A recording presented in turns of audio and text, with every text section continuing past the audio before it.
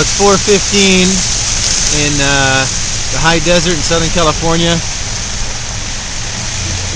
and this is Highway 62 going over Morongo Pass.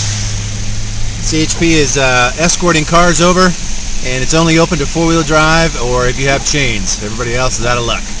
And I waited in line for an hour to get my chance to go down. You can see there's a pace car up ahead. So slow going. If you're in Southern California on Highway 62 and you don't have to travel, stay home, have a fire, read a book, stay off the roads. Yeah.